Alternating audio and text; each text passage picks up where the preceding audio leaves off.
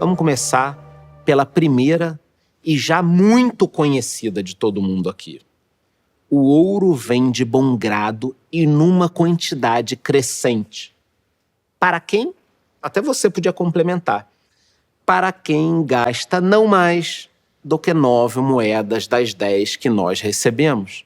Então, a primeira lei é uma lei que eu acho que eu já falei 45 vezes aqui. Você não aguenta mais, você já separou, né, isso. Mas a primeira lei, ela é muito simples e ela é uma das mais citadas nesse livro, em outros, e em várias situações. Eu mesmo, em aula de finanças, sempre falo sobre isso. Primeira lei: o ouro vem de bom grado em quantidades crescentes para quem pensa nessa questão de sempre guardar, né, um décimo, 10%, aí você chama como você quiser. Mas essa é a primeira lei e talvez a mais importante, porque sem ela você não vai conseguir dar continuidade. Essa é a primeira lei. A segunda lei: o ouro trabalha diligente e satisfatoriamente para o homem prudente que, possuindo, encontra para ele um emprego lucrativo. O que ele quer falar com isso? Vamos pensar que nas duas primeiras situações de posse do ouro, o que ele fez? Uma aposta, um cassino, um jogo, algo que ele não entendia nada. Ele não era um entendedor de cavalos, por exemplo. Então, ele fez isso. E na segunda, olha que coisa louca, se a gente for dissecar a situação. Ele virou sócio de um cara que ele não conhecia, isso acontece todo dia, tá? De um cara que ele não conhecia família, não conhecia o ofício, para ser dono de uma loja cujo o dono anterior morreu e deixou um estoque que ele não sabia do que se tratava. E ele botou o dinheiro e o cara não. É uma situação esdrúxula. Se a gente tiver esse cuidado, com certeza o ouro vai continuar com a gente. Essa é a segunda lei. A terceira lei do ouro: o ouro busca a proteção do proprietário cauteloso que o investe de acordo com os conselhos de homens mais experimentados em seu manuseio. Então, se você ganhou o ouro, tá tentando multiplicar, a quem você vai pedir conselho? Você vai assistir um Finbook, vai assistir uma Finclass, vai fazer um curso. Lembrem-se de que eu disse que é melhor que o seu dinheiro, ou seu ouro, se a gente for levar para a Babilônia, é melhor que o seu ouro fique parado do que você faça algo errado. Então, caso você procure uma informação, você vai procurar com alguém que saiba sobre isso. Da mesma forma de como eu quero uma informação sobre o meu carro, se estiver fazendo um barulho, eu vou na concessionária. Quando eu quero informação sobre a minha geladeira que está pingando água, eu falo com um técnico que entende de geladeira. Por que motivo eu procuraria alguém para me dar conselho sobre ouro e dinheiro que não entenda daquele negócio? Então, acho que, pelo amor de Deus, uma vez por todas, até porque a gente já está chegando do meio para o fim desse livro, que é importantíssimo, comece a tomar esses cuidados. Até sugiro que você anote essas 5 leis, as 7 soluções que a gente falou, alguns insights que são muito poderosos, mas a grande lição dessa lei é a seguinte: você quer um conselho? Esse conselho é sobre o quê? Sobre dinheiro? Ótimo. Peça para quem entenda sobre dinheiro. Quarta lei: o ouro foge do homem que o emprega em negócios ou propósitos com o que não está familiarizado ou que não contam com a aprovação daqueles que sabem poupá-lo.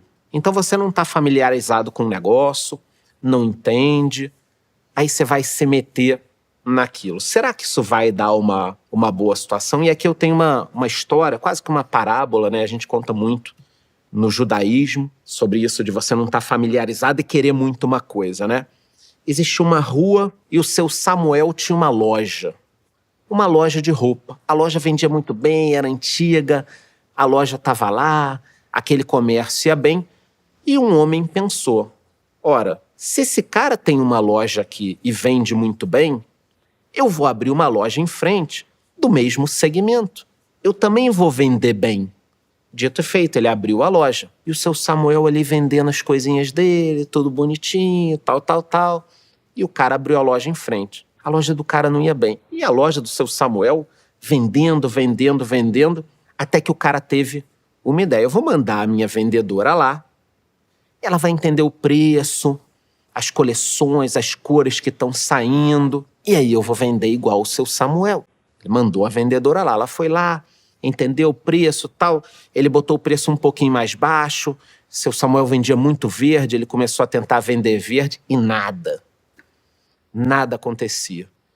E os meses foram passando, os anos foram passando, a loja do seu Samuel ia muito bem, ele entendia daquilo, e o cara nada, o negócio indo mal, teve que demitir um pouco da equipe, seu Samuel pintava a loja, ele pintava também, seu Samuel botava manequim, ele botava também, chegou a tentar sabotar a loja do seu Samuel, tudo que seu Samuel fazia, ele tentava copiar, incluindo isso tudo, mandar vendedor, mandava de manhã alguém simulando ser um cliente para perguntar sobre o preço e tal, e aquilo passando, e ele tentando, copiava tudo, fazia e nada dava certo.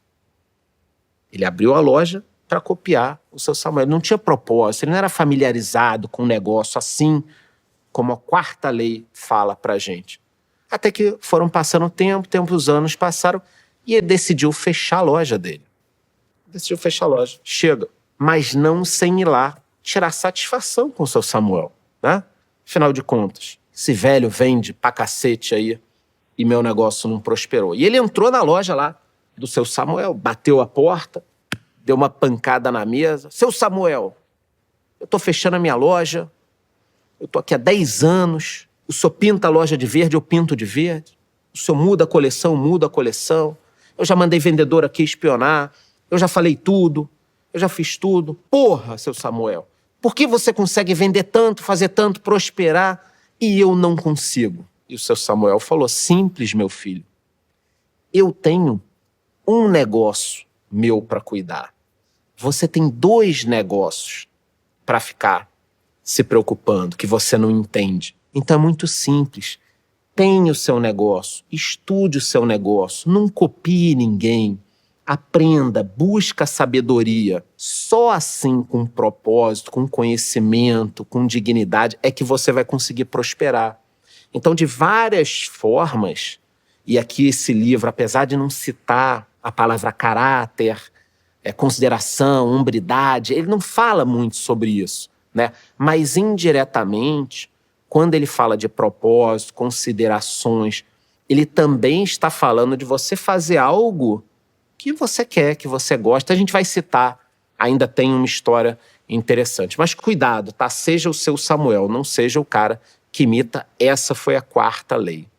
5ª lei de ouro.